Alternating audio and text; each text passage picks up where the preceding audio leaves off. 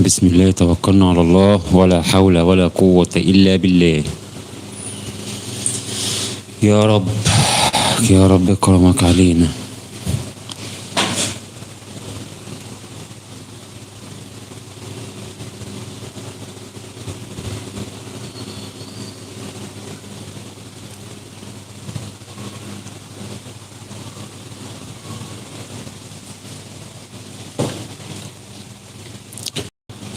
بسم الله الرحمن الرحيم.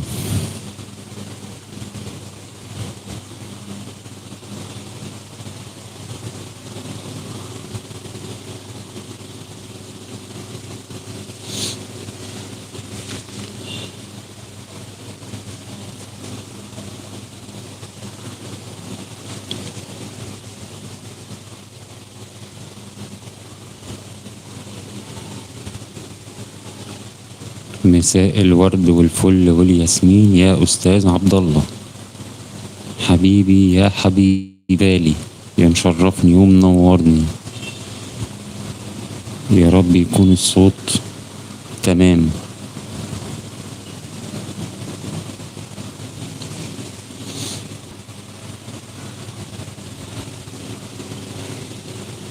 يا رب يكون الصوت تمام. بخير يا حبيب قلب اخوك، الحمد لله. يا رب نبقى بخير اكتر بعد المباراة باذن الله. يعني بعد المباراة كده ان شاء الله نبقى بخير اكتر واكتر.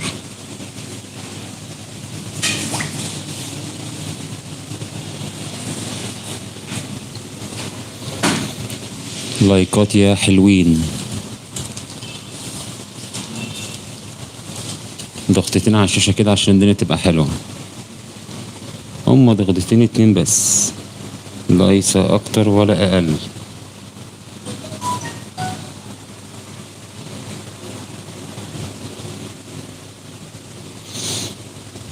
يا شباب اللايكات. ايه يا عبد الله، ايه اخبارك يا عبد الله؟ اتفرج على الماتش فين النهارده يا عبد الله؟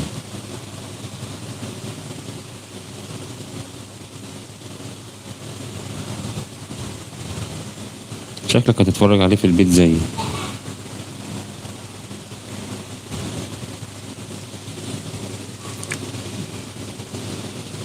يا رب متفائل ان شاء الله خير ونكسب ان شاء الله 3-0 يا رب يا عبد الله. ويا رب يبقى اكتر من 3-0 كمان يا عبد الله. يا رب يبقى اكتر من 3-0 كمان. مع في البيت مع اخويا 10-10. طب قول لي توقعاتك ايه للتشكيل كده يا عبد الله؟ توقعاتك ايه للمباراة؟ نفوز كام؟ الدنيا فيها ايه؟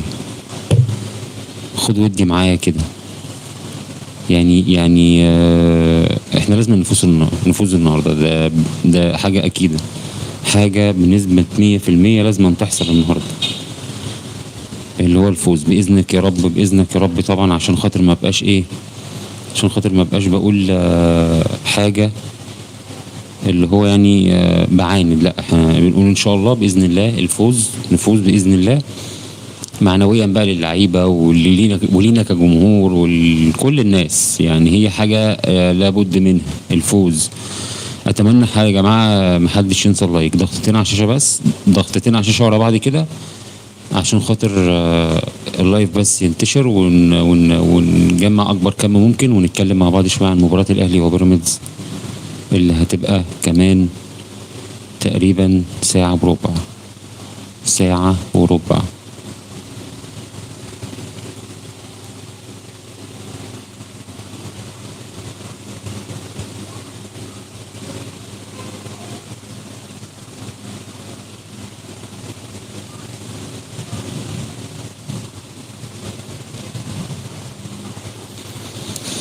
يا مساء الفل والورد والياسمين. يا هلا يا هلا. اللايكات يا جماعة بعد إذنكم، اللايكات بعد إذنكم. نعمل اللايك يا جماعة عشان خاطر بس اللايف يبقى فيه ناس كتير ونقدر نتكلم براحة أكتر عن مباراة بيراميدز والأهلي اللي هتبقى كمان ساعة وربع بالظبط. فأتمنى يا جماعة نحط اللايك بعد إذنكم علشان اللايف يوصل لأكبر كم ممكن.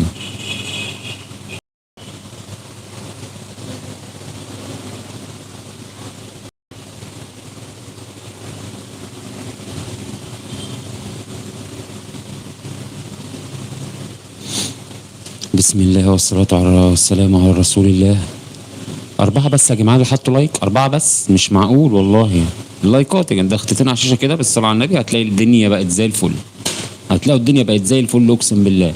الناس هتيجي، اللايف هيعلى، الناس هتيجي تنور، نتكلم ندردش نشوف تشكيل نظام ريبيرو، الدنيا، الاهلي، بيراميدز، نتكلم مع بعض كده في المباراة اللي ربنا يكرمنا فيها ان شاء الله ان شاء الله ان شاء الله ونفوز.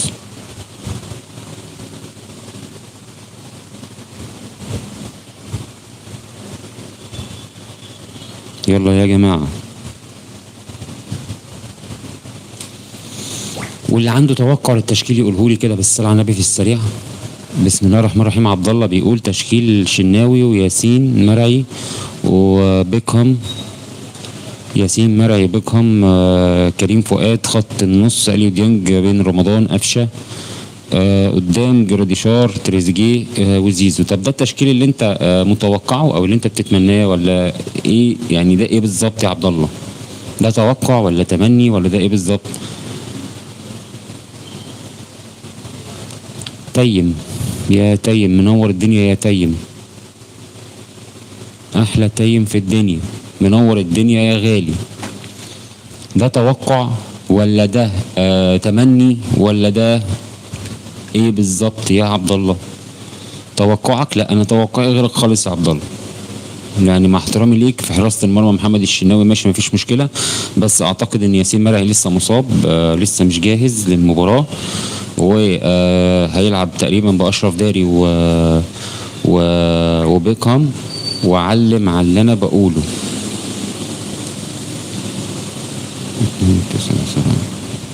دقيقة واحدة يا جماعة بعد إذنكم، دقيقة واحدة. علم على الكلام اللي بقوله لك علشان كلها دقايق والتشكيل هينزل. فأنا عايز ألحق حتى أقوله لك قبل ما ينزل. أنا لحد دلوقتي التشكيل لسه ما نزلش والله يا جماعة. أنا بس بفتح حاجة على التليفون عندي. علم بقى على الكلام اللي أنا لك ده عشان إن شاء الله بإذن الله هو ده اللي هيكون التشكيل اللي هيلعب بيه النهارده. في حراسة المرمى محمد الشناوي، تمام يا معلم؟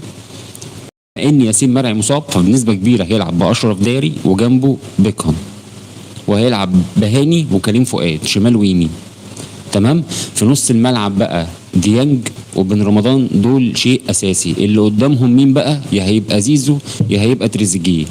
بس انا وجهه نظري الشخصيه اتمنى انه يخلي زيزو هو اللي يلعب وينج يمين، لان زيزو بيبقى افضل بكتير في الوينج، بيبقى افضل بكتير قوي في الوينج. هو في نص الملعب زيزو تايه، فيا ريت يخلي في نص الملعب قدام بن ديانج ورمضان وبن رمضان يبقى اللهم صل على النبي، يبقى تريزيجيه، ويبقى محمد شريف مهاجم وجنبه زيزو وبن شرقي. علم بقى على الكلام ده عشان ان شاء الله هو ده الكلام اللي هيتم، ماشي. فانا عايز بقى ايه حلو كده عشان اي حد يغلط في التعليقات بعد اذنك يا مدام جيجي تظبطيه من غير كلام، يعني عشان احنا بنتكلم مع الناس بكل ادب وبكل احترام.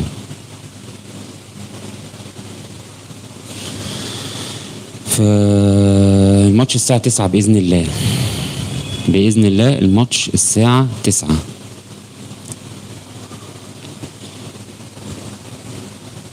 تشكيلتنا قريبة من بعض، هي قريبة من بعض مفيش مشكلة، بس هو ياسين مرعي مش هيلعب. عندك لسه تقريبا إصابته ما خفش منها بشكل رسمي. عندك سبحان الله التشكيل نزل. بص بقى يا معلم، بسم الله الرحمن الرحيم. الشناوي زي ما انا قلت، هاني، داري، بيكهام، كريم، ديانج، بن رمضان، زيزو، تريزيجيه، بن شرقي، محمد شريف. والله العظيم يا عبد الله انا ما شفت التشكيل. بص لسه التشكيل نازل حالا اهو. مش عارف انت هتشوفه كده ولا مش هتشوفه، لان اصلا الكاميرا عامله فلو على على الاسامي، زي ما انا قلت لك بالظبط حالا. داري وبيكهام قلب دفاع، وهاني وكريم فؤاد وديانج وبن رمضان، وقدامهم زيزو. بس دي بقى اللي انا مش حاببها، ان قدامهم زيزو، ان زيزو يلعب في نص الملعب اصلا، دي حاجه انا مش حاببها خالص. زيزو بيأدي بشكل افضل بكتير جدا جدا جدا جدا في الوينج. فانا من رايي المفروض ان تريزيجيه هو اللي يبقى مكان زيزو، يعني زيزو هو تريزيجيه هو اللي يبقى قدام ديانج وبن رمضان، وزيزو هو اللي يبقى وينج مع بن شرقي، وينج يمين وينج شمال، وقدامهم محمد شريف. ده هيبقى افضل بكتير جدا.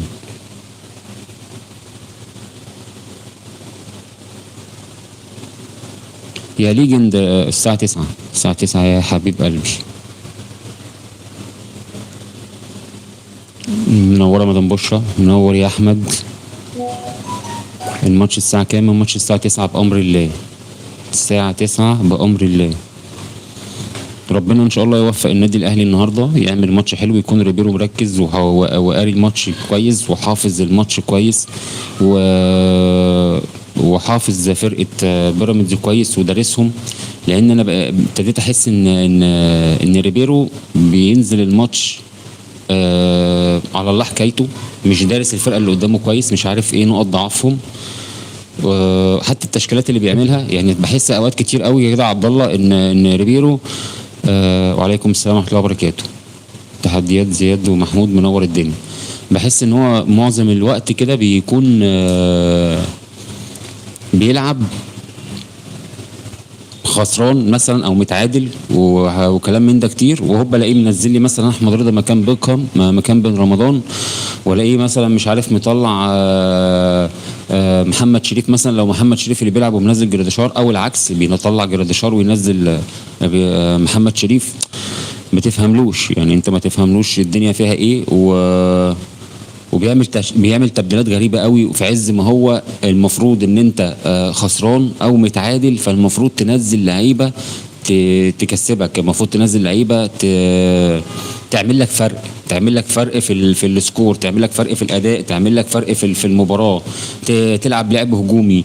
بتنزل يعني مثلا ممكن يطلع محمد شريف لو بيلعب مهاجم، تلاقيه مطلع محمد شريف ومنزل جراديشار. يعني بالصلاه على النبي كده، انت عملت ايه؟ انت طلعت مهاجم ونزلت مهاجم، انت عملت ايه كده؟ يعني لو تاخد بالك موسيماني لما كان بيبقى متعادل ولا خسران، كان بينزل مهاجم جنب مهاجم، كان بينزل 2 مهاجمين مع بعض، ولو عنده 4 مهاجمين على الدكه هينزلهم. انت فاهم قصدي؟ وطبعا انت عارف وشفت وحضرت فتره موسيماني كلها وعارف الكلام ده كله. لا كان بتوقيت المغرب دي بصراحه ما اعرفش. فانا اتمنى يكون مركز، يكون قاري فرقه بيراميدز كويس، يكون عامل لنفسه شكل في الملعب النهارده، عامل خطه معينه نلعب بيها، مدرب اللعيبه كويس على الضربات الثابته، مدرب اللعيبه كويس على الضربات الثابته بجميع اشكالها والوانها بقى، اذا كان بقى ركنيات، او اذا كان ضربات ثابته من بره ال 18. فلازم يكون مسيستم نفسه على الوضع، الكلام ده كله يبقى في شكل للاهلي في قلب الملعب. انا بقالي فتره ما بشوفش شكل من بعد كاس العالم للانديه، اللي عمله في كاس العالم للانديه مع كل الفرق بصراحه، مع كل الفرق ما عدا طبعا بالميراس، لان بالميراس انت كنت مسيطر على الماتش جامد جدا في الاول، لولا بس الهدف اللي جه فيك بالغلط اربك اللعيبه خالص، وخلاهم مش شايفين قدامهم، وخلاهم فقدوا الامل في نفسهم. كان هيبقى فيه كلام تاني للماتش ده، غير ان هو كان بيتلعب في عز الولعه في عز الظهر. ف عمل اداء حلو قدام انتر ميامي، عمل اداء حلو قدام بورتو، عمل اداء روعه قدام بورتو. انا عايز اقول لك ان الماتش ده عندي وبتفرج عليه، كل ما احب ان انا اشتاق للاهلي بتفرج على الماتش ده والله، لان انا من ساعتها من بعد ماتش بورتو انا ما شفتش ماتشات حلوه للاهلي. شفنا الاهلي بيعمل معسكر في تونس وبيكسب فرق في تونس، لعب ماتشين وديين في تونس، كسب 1-4 وكسب التاني مش عارف كام. ف بس ما شفناش الاداء ده بقى فين؟ في الماتشات الرسميه في الدوري. يا جماعه اللايكات بعد اذنكم عشان اللايف ينتشر ويجي اكبر عدد ممكن من الناس. اتمنى اي حد موجود فضلا منه وليس امرا يعمل لايك، ضغطتين على الشاشه بس اللايك هيتعمل، والله ضغطتين على الشاشه بس هيبقى فيه اللايك هيتعمل، واللايف هيوصل لناس اكبر والكميه اكتر، والناس هتيجي وهنتكلم وهندردش لحد ان شاء الله ميعاد الماتش. وربنا يوفق الاهلي ان شاء الله في المباراه. فمن بعد ماتش بورتو يا سيد عبد الله وكل الناس اللي موجودين، ما شفتش اداء من النادي الاهلي على كم الماتشات بقى اللي لعبها من بعد ماتش بورتو. ما انا عارف ان هو ما لعبش ماتشات كتير، بس لعب ماتشات وديه كتير. يعني ايه مدرب يجي من 6 ماتشات رسميه ما يكسبش غير ماتش واحد؟ يعني انا عايز افهم دي، انا عايز افهم دي. وبنسبه كبيره جدا جدا جدا جدا انا حاسس ان ريبيرو هيبقى هو الجاني على نفسه في ماتش بيراميدز النهارده. بيراميدز هتلعب بالماتش ده ولا هتتسحب؟ لا هيلعبوا يا عم، ايه اللي هيخلوهم يتسحبوا؟ عشان الحكام يعني؟ مفيش الكلام ده، مفيش الكلام ده. لان اصلا معلش يا جماعه لا مؤاخذه، لان اصلا من بعد اللي حصل في الدوري اللي فات من انسحاب اهلي مثلا في الماتش اللي هو بتاع الزمالك، والنوش اللي حصل كتير على ال3 نقط اللي ما اتخصموش وال3 نقط اللي اتخصموا، لا الدنيا فيها ايه، لا الدنيا فيها ايه. هوب عملوا تعديل للائحه، هم كانوا حطوا قوانين جديده ان اللي مش هيلعب ماتش او اللي هينسحب بعد كده هيتخصم منه 6 نقط كاملين في ساعتها. مفيش بقى فكره ان في 3 نقط قبل قصدي دلوقتي و3 نقط اخر الدوري، مفيش الكلام ده خالص. ال6 نقط هيتخصموا في وقتها. يعني بيراميدز لو ما جاش الماتش النهارده او لو ما لعبش الماتش النهارده هيتخصم منه 6 نقط كاملين. ده اللي اتحط بعد تعديل اللائحه، لان حصل نوش كتير قوي على ال3 نقط اللي ما اتخصموش من الاهلي، لان الدنيا كلها قعدت تتكلم عليهم، وتعدلوا اللائحه وقالوا خلاص بعد كده الفرقه اللي هتتسحب من الدوري او الفرقه اللي هتهدد حتى بالانسحاب هيبقى في يعني ضبط وربط في الموضوع ده بشكل غير طبيعي يعني. ف6 نقط رسمي هيتخصموا. ونقول تاني اللايكات يا جماعه عشان اللايف يوصل لاكبر عدد ممكن، واللي عنده اي سؤال عايز يساله يتفضل. اللي عنده اي سؤال عايز يساله يتفضل. انت رحت فين يا عبد الله؟ رحت فين؟ يعني بسم الله ما شاء الله. يعني احنا كنا قاعدين نقول الاهلي فيه نجوم كتير جدا جدا، المدرب هيحتار فيهم وهيبقى مش عارف يبدأ بمين ولا يلعب بمين ولا يطلع مين ولا ينزل مين والكلام ده كله. فاحنا حتى من كتر ما في نجوم في الاهلي بقينا مشفقين على المدير الفني اللي هيمسك الاهلي. بس عايز اقول لك ان احنا وصلنا لدرجه دلوقتي ان احنا نفسنا بقينا نقول توقعاتنا للتشكيل اللي هيبدا بيه المباراه. دي كانت المفروض تبقى حاجه صعبه جدا على اي حد يتوقعها. الطبيعي خالص خالص خالص ان فكره ان انت تتوقع مين اللي هيلعب الماتش دي المفروض تبقى حاجه صعبه بالنسبه لنا احنا كجمهور. انت فاهمني صح ولا انا بتكلم غلط؟ وعليكم السلام ورحمه الله وبركاته. رحمه، انا قريتها رحمه، ما اعرفش هي رحمه ولا لا. انا موجود يا غالي، منورني يا عم عبد الله، منور الدنيا. فانا والله العظيم 3 يعني زي ما بقول لكم كده كنا مشفوقين على المدير الفني اللي هيمسك الاهلي، وكنا بنقعد نقول الله يكون في عونه، معاه نجوم كتير مش عارف هيعرف يسيطر عليهم ازاي، هيلاعب مين، هيقعد مين، وهيشتغل ازاي، وهيعمل ايه، والدنيا مش عارفه ايه. دلوقتي احنا نفسنا بنتوقع التشكيل اللي هيلعب بيه. مش عارف ازاي، يعني ما تسالنيش ازاي، لان في امام مصاب، في مروان عطيه مصاب، فانت ما بقاش عندك غير ديانج وبن رمضان وقفشه طبعا زي ما انتم شايفينه حالته زي الزفت بالصلاه على النبي، وما فيش اداء خالص من قفشه، ما فيش اداء. قفشه بسم الله ما شاء الله كده احنا كجمهور بنشفق عليه وبنحبه وبنبقى بنتمنى ان هو ينزل ويلعب ويشارك، بس لما بينزل وبيلعب وبيشارك والمدير الفني بيديله وقت او بيديله فرصه احنا نفسنا بنندم ان احنا كنا مشفقين عليه وان احنا عايزينه يلعب. فقفشه بيعمل في نفسه حاجات غير طبيعيه، ما اعرفش هو بيعمل في نفسه كده ليه. المفروض يمسك لما المدير الفني يديله فرصه يمسك فيها بايده واسنانه.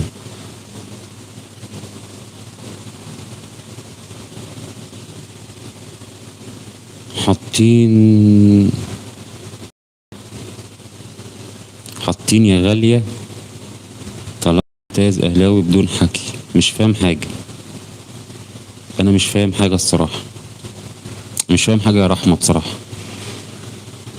مش فاهم الجمله يعني.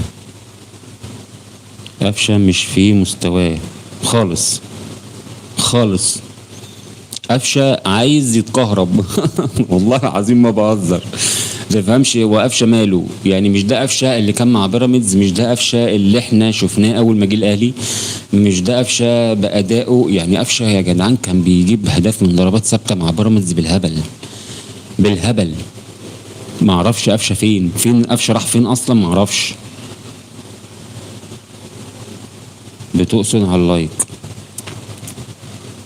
والله اتمنى ان انتوا تعملوا لايكات يا جماعه والنبي عشان اللايف بس ينتشر كده وناس تيجي ونتكلم.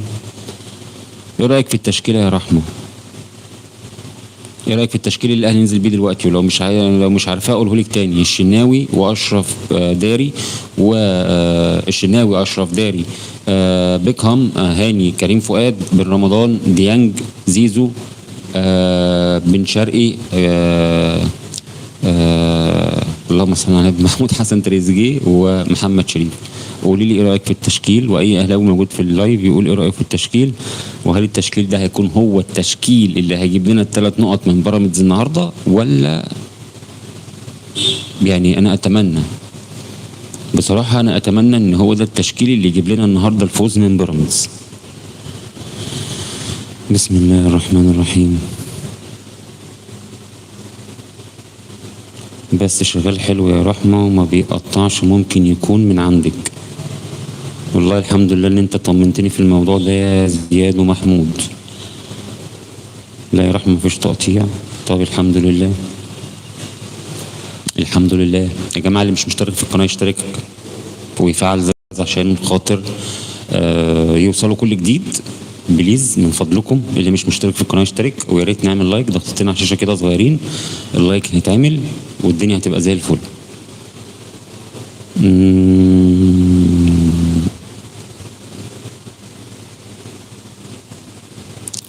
ام زياد ومحمود اهلا وانجي، منوره الدنيا يا ام زياد ومحمود.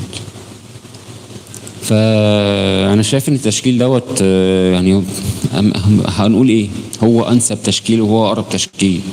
عندك ياسر ابراهيم يعني بقى مش عارف، انا مش عارف في ايه يعني، مش فاهم الاهلي بقى كم الاصابات اللي بقى فيه ده بقى رهيب يعني. مش عارف ليه دايما الاهلي لعيبته بتتصاب بسهوله، ليه دايما الاهلي عنده مستشفى مصابين. انا مش فاهم والله بجد، مش فاهم اشمعنى الاهلي يعني. فالمفروض ان الكابتن محمود الخطيب والجهاز الاداري والجهاز الطبي الناس كلها تقف على الموضوع ده يا جدعان، ويشوفوا ليه اشمعنى لعيبه الاهلي. مش فاكر مين من المدربين، موسيماني او فايلر ان كان لم تخني الذاكره يعني، مش عارف ايه اللي انا بقوله ده. كان طلب تغيير ارضيه ملعب مختار التتش بالكامل، وقال لاداره النادي الاهلي ان ملعب مختار التتش هو اللي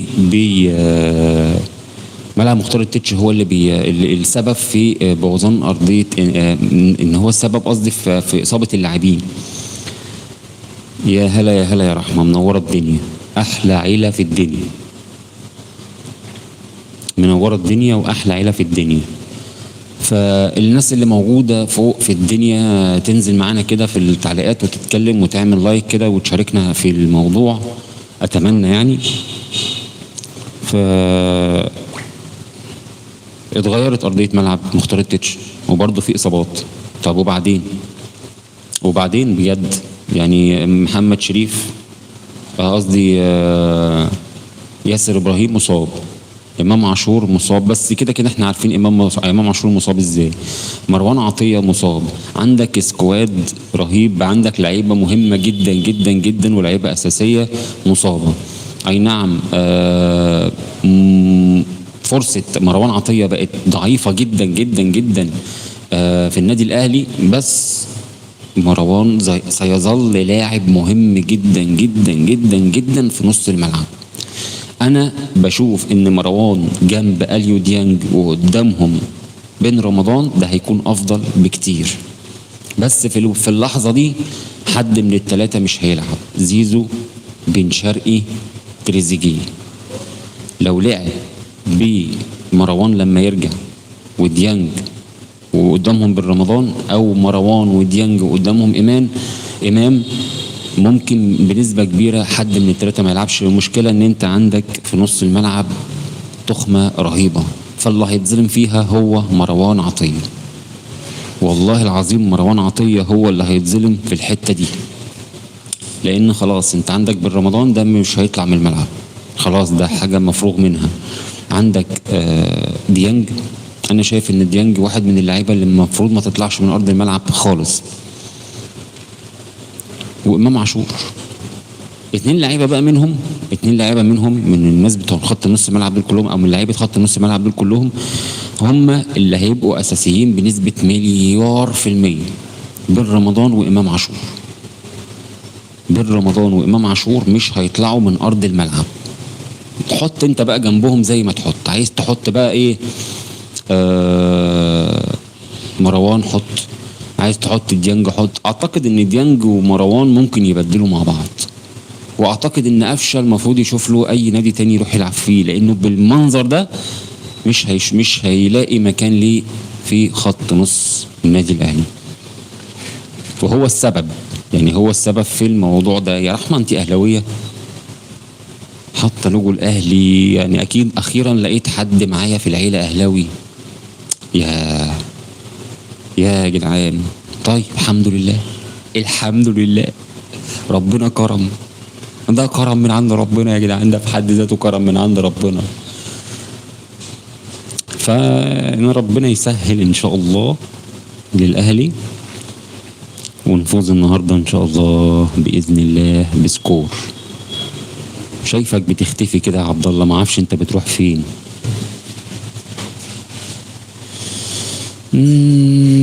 الخليج،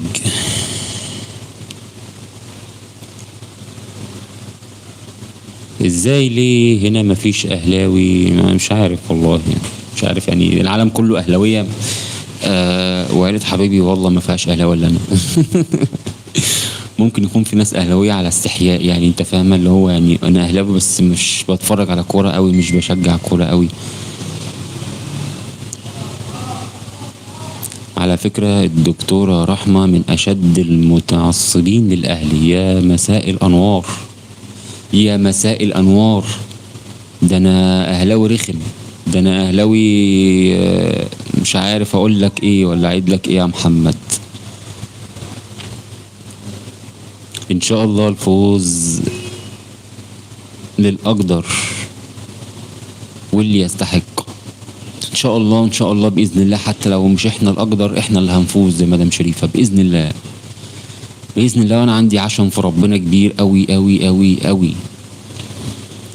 ايوه انا اهلاوي انا، لكن مش بتابع. ايوه بالظبط، ما انا بقول في برضو بعض الناس كده هتلاقيهم اهلاويه بس مش متابعين، ما بيتفرجوش. انا مثلا ممكن اكون اهلاويه عشان خاطر جوزي اهلاوي، انا ممكن اكون منصور جمال، منور الدنيا منصور جمال. ان شاء الله الاهلي هيفوز 3-1، اللهم امين يا رب العالمين. بشرة خير يا استاذ منصور، اقسم بالله بشرة خير. لايكات يا جماعه، واللي مش مشترك في القناه يشترك بليز من فضلكم، فضلا وليس امرا. تعلم الرسم مع عمرو جيمنج ولا ايه؟ جيمنج، رسم وجيمنج ماشي، الاتنين حلوين وانا بحب الاتنين، انا بعرف ارسم برضه. انا زملكاوي ولكن هشجع الاهلي في الماتش. الله عليك، الله عليك وعلى روحك الرياضيه.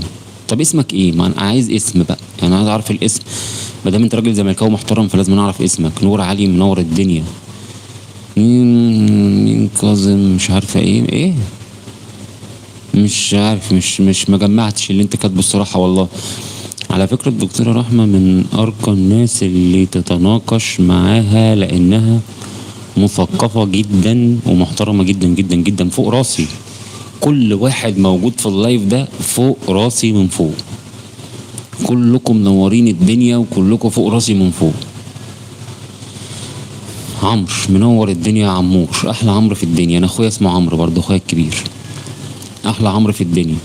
توقعاتك ايه للماتش يا عمرو؟ انت قلت توقعاتك ولا ايه؟ لا استاذ منصور هو اللي قال.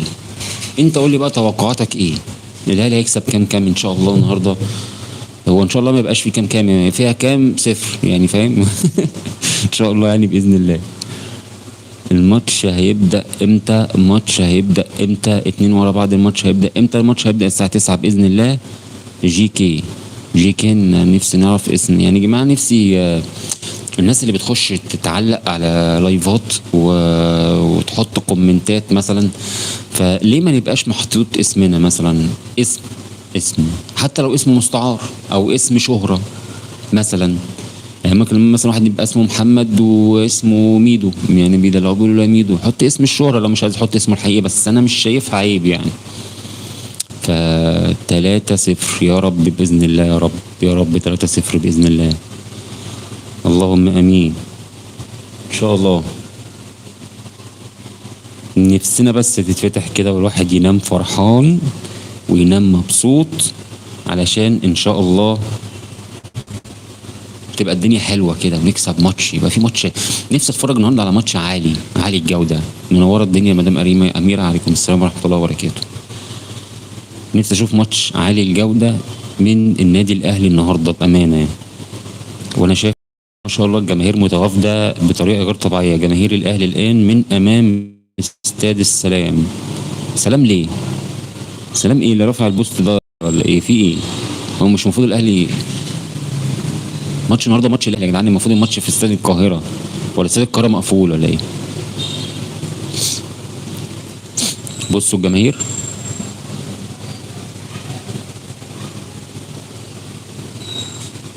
يعني مش عايز اقول لكم انا زعلان ان انا ما رحتش الماتش النهارده، والله زعلان قوي، زعلان. بس الحمد لله كان عندي شغل النهارده، والله لسه راجع من الشغل اصلا. اول ما فتحت اللايف ده كنت لسه راجع من الشغل. توقعاتكم ايه يا جدعان؟ حد كده يفوقني كده، يديني مثلا رأيه في التشكيل، يديني رأيه. بصراحة نفسي يبدأ بأشرف بن شرقي وتريزيجيه احتياطي، وممكن ينزلوا الشوط التاني. والله انا شايف كده برضه، لان تريزيجيه لحد وقتنا هذا مقتنع ان هو اللي عايز يعمل كل حاجه في الكوره. يا ريت يا استاذ محمد. فانا نفسي يقعدوا دكه النهارده وينزلوا الشوط التاني يا عم.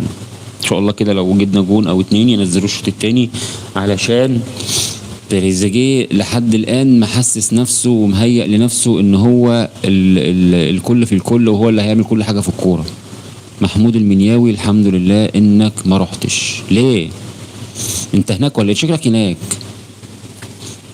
شكلك هناك والدنيا موت هناك، وفي حاجه هناك حصلت. قول لي ليه بقى عشان خاطري.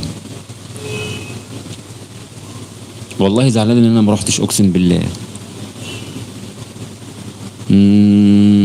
مين تاني بيتكلم؟ محمود المنياوي منور يا استاذ محمود. مدام جي بتقول لك لا مش بقصد حضرتك يا استاذ محمد.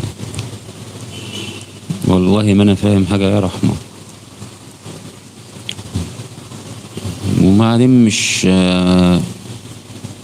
نشيل التكاليف بقى يا استاذ محمد احنا اخوات ده اذا سمحتوا يعني، احنا كلنا اخوات في بعض وكلنا مع بعض يعني مفيش تكاليف بينا يعني.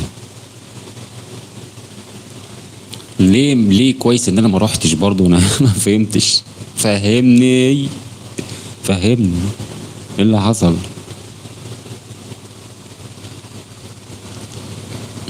ده احلى متعه في الدنيا الحضور والله في المدرجات. والله بالعين والروح والقلب. قناه صفحه النادي الاهلي منزله صوره لجمهور النادي الاهلي وكاتبين عليها عيش بالروح والعين والقلب.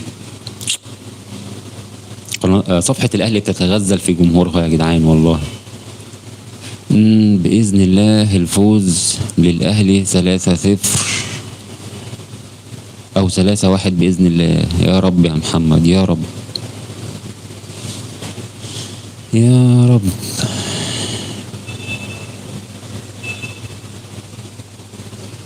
اللعيبه بيتدربوا. ثانية واحدة كده، لأن أنا أصلا مش جايب اون تايم، صبرت. يخرب بيت الجمال، الجمهور مالي الملعب يا جدعان. مصطفى شوبير، يا مسهل الحال يا رب. محمد المنياوي، الأهلي الهزيمة إن شاء الله. يا عم محمود يا منياوي، شكلك زملكاوي، بس مادام برضو بتتكلم باحترام أنا فوق راسي والله. مادام ما شتمتش ولا اتكلمت بأسلوب وحش، انت ممكن تكون زملكاوي بتتمنى الهزيمة للغريم بتاعك اللي هو ما بقاش الغريم بتاعك، وبقى لنا لينا غريم تاني، بس يلا مش مشكلة، مادام بتتكلم باحترام انت فوق راسي.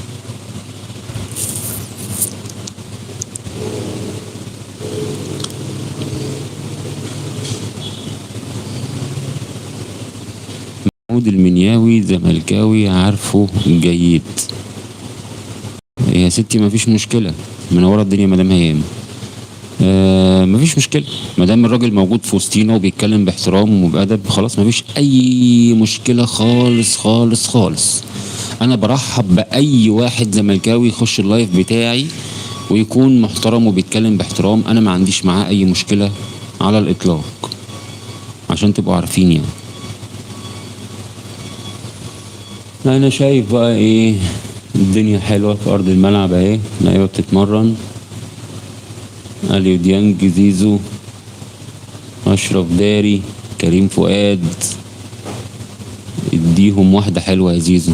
روح يا أستاذ محمود يا منياوي افتح قناة الأهلي كده تلاقي زيزو واقف بينطق الكرة في نص الملعب كده، نفسيته لذيذة وحلوة وممتع، لعيب ممتع.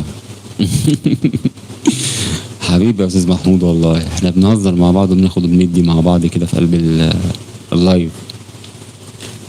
لايكاتكم يا جدعان، واللي مش مشترك في القناة يشترك، أي حد موجود معانا في اللايف مش مشترك في القناة يشترك، عشان إن شاء الله بإذن الله هعمل كل ما في وسعي عشان أخلي القناة دي ممتعة جدا. الفوز لبيراميدز إن شاء الله، دي واحد زملكاوي تاني، يا مساء الأنوار على رأي مدحت شلبي، يا مساء الأنوار. الماتش هيبدأ وهنشوف وهنتفرج وهنستمتع كلنا. وانا بنفسي والله العظيم لو بيراميدز لعب حلو وكسب، انا بنفسي هطلع اقول الف مبروك لنادي بيراميدز وهارد لك للنادي الاهلي، ولسه الدوري طويل والدنيا لسه قدامنا كبيره.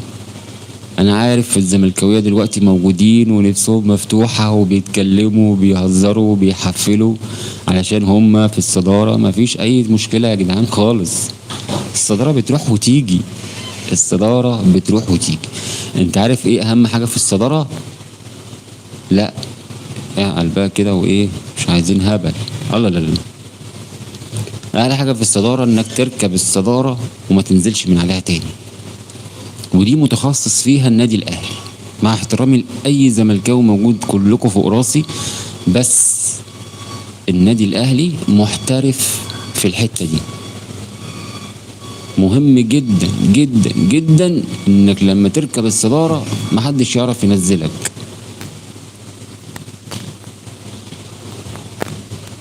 كده غلط، كده غلط، وكده هزعل، وكده اللايف هيبوظ والموبايل هيفصل والشاحن مش عايز يشحن، وايه نهارنا زي الفل. انا ما جيتش على حد والله يا جدعان، اقسم بالله ما جيت على حد.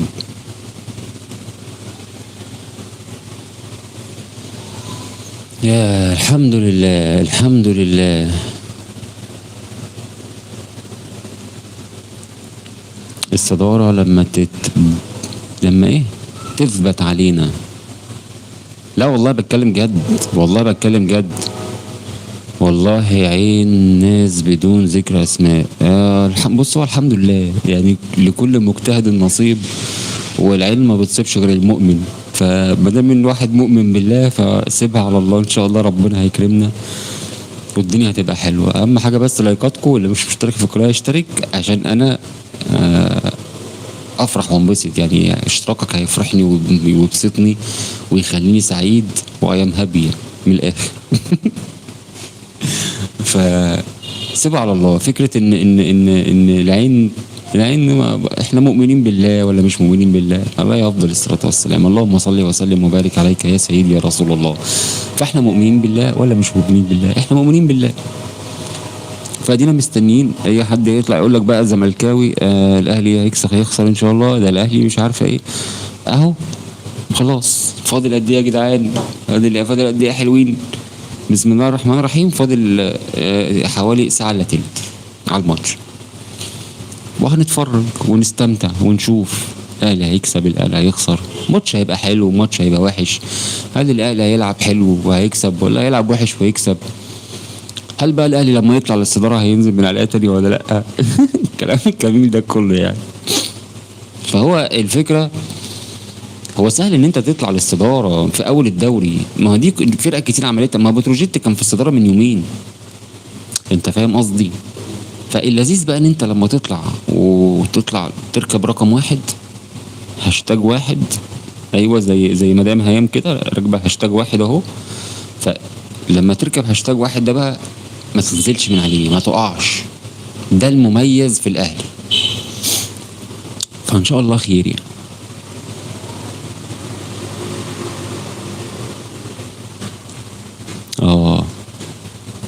عبد الله شكله راح يعمل كوبايه شاي، اتلسع ولا حاجه، فراح بقى يتعالج في مستشفى والكلام ده. ماشي يا عبد الله، ماشي. سهله وبسيطه. منورين كلكم يا جدعان، والله اقسم بالله منورين. واللي نسي يعمل لايك ما يعني يحطه، يعني اللي ناسي يعمل لايك، لا يعمل لايك عشان انا ما ازعلش يعني بصراحه. يعني احنا 24 في اللايف واللايكات 20، ومن شويه كنا حاجه و50 واللايكات برضو يعني مش عارف في ايه. ده هما ضغطتين كده الدنيا تبقى حلوه. انت موجود بروحك وبقلبك يا حنين.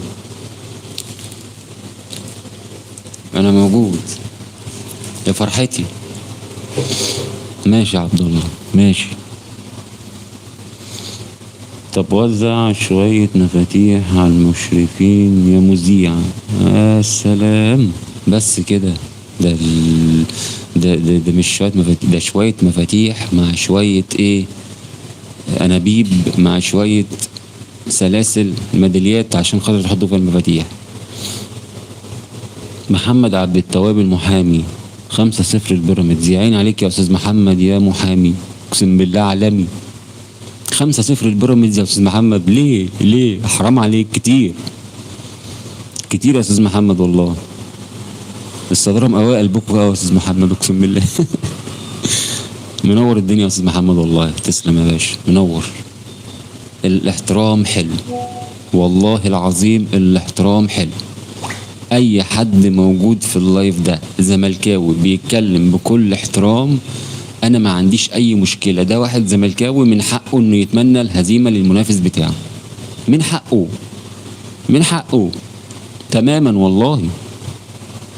فين المفاتيح فين المفتاح لمشرفين يا اهلا وسهلا. انا كده في ناس هتزعل مني كتير كده.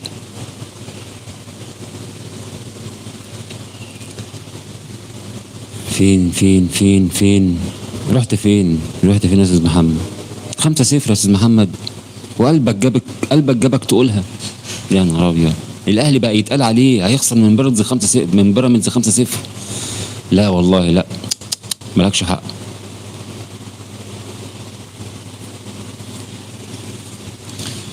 الفيديوهات هتنزل زي المطر على القناه دي ان شاء الله النهارده. واحتمال تبقى يعني انا ما بقى يعني انا اساسا دلوقتي ما عنديش خلق ان انا اعمل فيديو طويل، فاهمني؟ فاحتمال انزل لك الاجوان دي شورتات، يعني كل جون بشورتس. ياه ما اقولكش اقسم بالله بقى ايه، انا في النكش ما اقولكش. يا رب. لا ما بص يا رحمه، احنا هنكسب ان شاء الله باذن الله. الاهلي لو سجل في اول 10 دقايق اتوقع الماتش ان شاء الله يبقى فيه نتيجة كبيرة للاهلي. والله سيبها على الله يا عبد الله، يعني ان شاء الله كده نتفائل خير ونقول يا رب. وقبل اي شيء، قبل ما نتكلم في اي حاجه، نقول ان شاء الله، ان شاء الله وبامر الله الاهلي هيفوز النهارده. ليه بقى؟ عشان الاهلي لو ما فازش النهارده احنا هنتشلوح، راكبين صداره بقى وبتاع، والاهلي بيهرب من بيراميدز وفرق النقط بيبعد وبتاع، او احنا لسه في اول الدوري والدوري نفسه طويل قوي ومفيش حد نفسه اطول من نفس النادي الاهلي، والناس كلها عارفه الكلام ده كويس. الناس كلها عارفه عارفه الكلام ده كويس، ان مفيش اطول من نفس الاهلي في الدوري المصري. والاهلي ما بييأسش، مفيش يأس.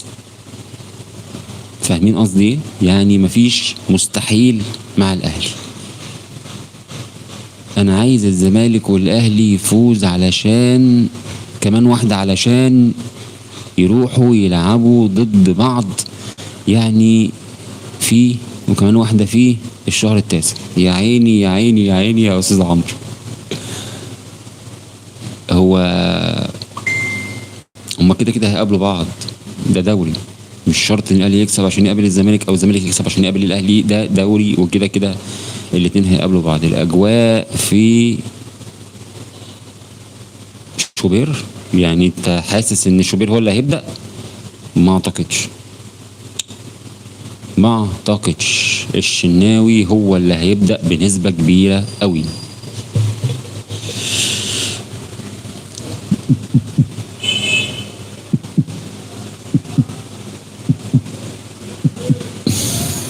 يا ترى مين هيضحكنا تاني؟ يوسف منور الدنيا. يوسف النادي الاهلي لسه بيسخن. يا سلام عليك يا يوسف، انت في الملعب يا يوسف. اشترك في القناه يا يوسف، اشترك في القناه يا يوسف عشان احبك وعشان احترمك. انا كده كده بحترمك من غير اي حاجه، اقسم بالله. اوعى تفهمني غلط، اوعى تفهمني غلط، بس احترامي ليك وحبي ليك هيزيد لو اشتركت في القناه، اقسم بالله. اشترك واعمل لايك كده عشان الدنيا تبقى حلوه. شوبير هيجيب جون في نفسه. لا ده تستاهل عليا واحده تسقيفه دي، عشان عجبتني قوي الصراحه، اقسم بالله. يا عيني، هيجيب جون في نفسه ازاي؟ زي ما جاب جون في نفسه كده في الماتش اللي فات. يلا مش مشكله. شوبير كان عامل ماتش عالمي، بس الغلطه اللي عملها ديت كانت صعبه قوي. انا مشترك في القناه وانا دلوقتي في الاستاد. كان زماني معاك، اقسم بالله كان زماني معاك لولا الشغل يا يوسف، والله العظيم كان زماني معاك لولا الشغل. يا ربنا يسامح الشغل بقى. انت بتسألي ان انت مين هنا؟ انا في الاستاد. يا عيني عليك يا يوسف، يا بختك. ربنا يجيبكم بالسلامة والاهلي يكسب وترجعوا مبسوطين فرحانين بامر الله، الدنيا تبقى حلوه عندكم ان شاء الله كده، وترجعوا مبسوطين وفرحانين. اهم حاجه ما تبطلوش تشجيع، لان احنا كجمهور احنا اللي بنحرك الصخر، احنا اللي بنحرك اللعيبه في الملعب. انا كنت موجود في ماتش العين والله العظيم 3 يا يوسف. انا قعدت اسبوع يا جدعان بعد ماتش العين ده محدش عارف يسمع صوتي، حرفيا محدش عارف يسمع صوتي. انا ما كانش عندي صوت، ما كانش طالع لي صوت. قعدت فتره كبيره جدا مفيش، الحنجره بايظه، باجي اتكلم مع حد يقول لي انا مش سامعك، علي صوتك شويه. اقول له علي صوتي ازاي؟ انا اصلا مفيش صوت. بعد ماتش العين وماتش سان داونز، ربنا يسامحهم بقى، روحونا كلنا متنكدين برضه. مروح الواحد حنجرته باظت، بس الحمد لله. يا رب تاخد اجازة من الشغل وتشوف الماتش اللي جاي، وتشوف الماتش اللي جاي بكرة. مش فاهم حاجة. منور اخي الكريم اهل غنجي، منورة يا مدام حبيبة، تسلم يا رب. لايكات يا شباب، لايكات. واللي مش مشترك في القناة اشترك عشان اهلي 122. اتوقع نتيجة الاهلي. توقع، قول لي. نفسي حد يتوقع والله.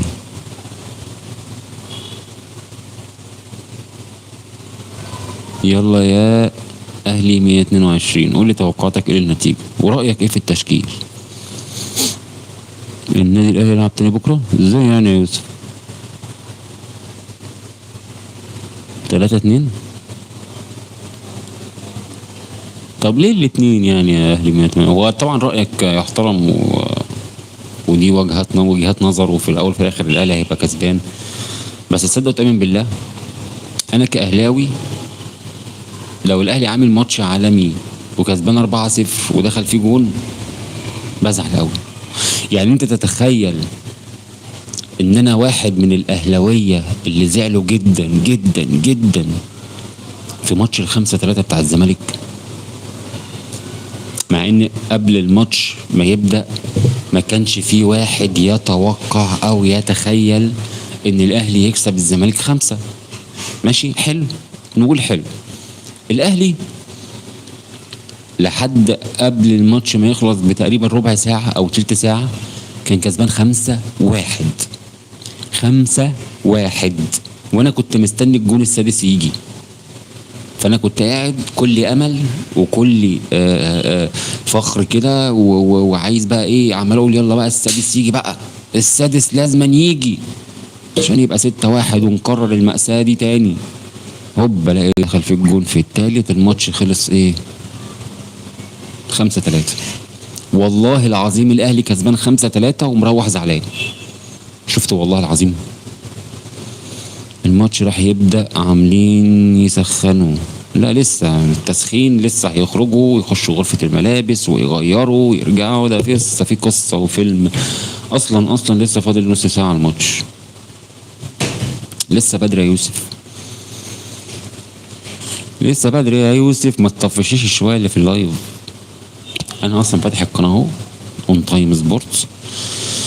العالم ده كان معايا الماتش الاخير، اخر ماتش حضرته الاهلي كان ماتش صن داونز. بصراحه نفسيتي مقفوله من ساعتها، حتى الفان اي دي بتاعتي عايزه تتجدد وما جددتهاش، بس هجددها وهروح الاستاد باذن الله. خليك بقى ايه متابعني، عشان لو رحت الاستاد نتقابل مع بعض هناك يا عم يوسف، ونعمل لايف مع بعض من هناك يا عم يوسف. باقي 28 دقيقة ماشي، ما نص ساعة يعني يا حبيبي يا رحمة، يعني 28 دقيقة من 30 دقيقة ما فرقتش دقيقتين، مشيها لي. فاضل نصف ساعة وابدأ بإذن الله. اوصف الملعب يا يوسف وبيحصل ايه. ام زيد بتقول لك اوصف لنا كده الدنيا فيها ايه عندك، الملعب الدنيا فيها عامله ايه. هاتي اون تايم سبورت، هو اللايف شغال اهو، اللايف شغال، اللعيبه ابتدت تخرج من الملعب. اي نعم دي ممكن تكون لقطات مسبقه او قديمه، هو ممكن يكونوا طلعوا من ارض الملعب فعلا، بس هو اللايف شغال اهو على قناه اون تايم سبورت. جيجي يا حبيبتي اجيلك السعوديه، شكلها هي عروسه يا جيجي. يا رب.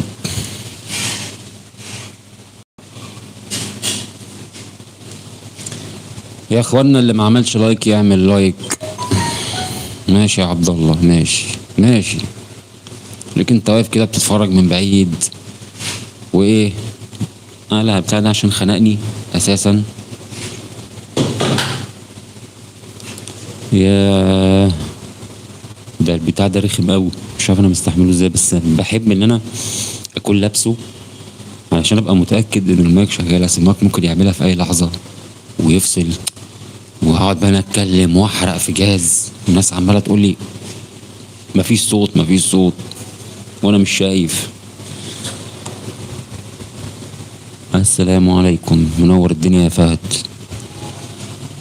منور الدنيا. مش عارف ليه معظم الناس اللي بتخش لنا اللايف، اللي بتخش لي اللايف دلوقتي موجوده في الاستاد. منور الدنيا يا فهد، لايك جميل يا فهد كده، الله يكرمك. ولو مش مشترك في القناه اشترك عشان الدنيا تتظبط كده معانا ونبقى ايه عائله. بنورك يا عسل حبيبي يا فهد، احلى فهد في الكون. يا رب يا كريم يبقى وش حلو عليكم ان شاء الله النهارده والاهلي يكسب، وتبقوا انتوا كمان وشكوا حلو عليا والاهلي يكسب باذن الله. الواد طاهر يا جدعان موجود قدامي اهو. مش عارف ليه سبحان الله اول ما شفته حسيت ان انا شفت اللهم صل على النبي. حسيت ان انا شفت محمد عبد المنعم. مش عارف ليه ساعات لما بشوف طاهر بحس ان انا شفت محمد عبد المنعم. فيهم شبه من بعض شويه سيكا.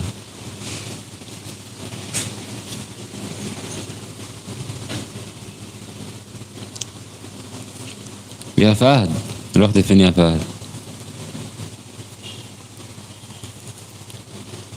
ان شاء الله نتقابل انا وانت في الاسكان. ده ايه يا اسطى حبس؟ طب ليه كده يا اسطى؟ عايزنا نتحبس؟ ايه الاسكان ده يا زمان؟ واقسم بالله ما اعرف ايه الاسكان ده، وانا هلبس الهيدفون تاني عشان حاسس ان انا محدش سامعني يعني. ايوه كده. ما اعرفش، تحس ان هو بقى جزء من دماغي مش عارف في ايه. مين الاسكان ده يا ريس؟ انا صوتي حلو يا جدعان ولا واطي ولا عالي ولا معقول؟ يعني حد كده يقول لي على الزتونه. بصوا هو احنا 4 دقايق ان شاء الله نقفل بس الساعه وهنقفل اللايف عشان نستعد للمباراه، نستعد للمعجنه اللي هتحصل في ارض الملعب دلوقتي. فهم بصوا بقوا 3 دقايق، بقوا 3 دقايق. الصوت تمام. ده انت ليك رؤى معايا، ده انت ليك رؤى معايا يا عبد الله. اتقل عليا يا عبد الله يا جماعه، عشان اللي ما يعرفش عبد الله اللي حاطط لوجو الاهلي ده. عبد الله ده والله العظيم ما اعرفه، بس هو صديقي من زمان، بس والله العظيم ما شفته قبل كده. من اول ما عملت صفحه على التيك توك وعبد الله موجود معايا، وعبد الله في ظهري. محمد عبد التواب المحامي، يا معالي الباشا المستشار، عيب كده. يا معالي الباشا المستشار، عيب كده. لن اسمح، لن اسمح. ممكن نتقابل في لايف بكره باذن الله. وايه ابقى تعالى بقى قول يا بص، اعمل اشتراك في القناه وفعل الجرس عشان هعمل لايف بكره. والله العظيم سواء الاهلي كسب او خسر هعمل لايف بكره واستضيف حضرتك معانا في اللايف ونتكلم مع بعض بقى شويه في الموضوع بتاع النتيجه بتاع ال5-0 دول. ماشي؟ اتفقنا يا استاذ محمد؟ اتمنى ان انت تكون واحد من عائله الغلبان او العبد لله الفقير لله. محمد عادل ده اسمي الحقيقي. واتشرف بيك دايما ان شاء الله باذن الله، انت ويوسف وفهد اللي كان موجود من شويه والناس الجميله اللي موجوده كلها. يعني منوريني والله كلكم يا جماعه، وكل اللي موجود منور. ورحمه ومدام جيجي وام زياد وكل اللي موجود، هيام، كل الناس اللي موجوده، كلكم منورين وكلكم مشرفيني وكلكم. من غيركم ما كانش اللايف ده هيبقى له طعم ولا ليه منظر. وعبد الله طبعا عشان عبد الله ده حبيبي من زمان. فانا والله العظيم 3 يا جماعه، عبد الله ده يعني اول ما عملت قناه التيك توك لقيته ظهر قدامي كده وموجود معايا في اللايفات على التيك توك وبيدعمني بشكل رهيب، وواقف في ظهري دايما من اول اللايف ما بيبدا لحد ما بيخلص. وشخصيه محترمه جدا جدا. بس هزعلك. ماشي. بالمناسبه هو عبد الله كان لعيب كوره كمان، يعني هو لعيب كوره بس لسه ربنا ما كرموش بنادي كبير تقريبا على ما اعتقد، ولا ما اعرفش ربنا كرمه وانا ما اعرفش بقى، يخبي عليا ما اعرفش يعني على حسب. ماشي يا عبد الله. فنختم بقى اللايف بتاعنا الجميل ده اللي انا سعيد جدا بيه وفرحان جدا بيه عشان انتوا موجودين معايا وموجودين فيه. فنختم بقى اللايف بتاعنا الجميل دوت وعشان نستعد المعركة ما بين اهلي وبيراميدز. وانا بشكركم كلكم بجد بامانه، كل الناس اللي موجوده وكل الناس اللي كانت موجوده ومشيت. عليه افضل الصلاه والسلام. اللهم صل وسلم وبارك عليك يا سيدي رسول الله. احمد الفقي منور الدنيا حبيب قلبي. هختم ليه؟ عشان الماتش. اولا العشاء بتأذن، هتوضى ونصلي العشاء وندعي ان الاهلي يكسب ونستعد للمباراة يعني كده يعني. حضرتك ممكن تعمل اشتراك في القناة وتفعل زر الجرس عشان ان شاء الله هيبقى في لايف بكرة ان شاء الله بأمر الله من بدون مقاطعة يعني. سواء الاهلي كسب او خسر، لو كسب هنعمل لايف نحتفل بفوز النادي الاهلي على نادي بيراميدز، ولو خسر هنعمل برضو لايف عشان نتكلم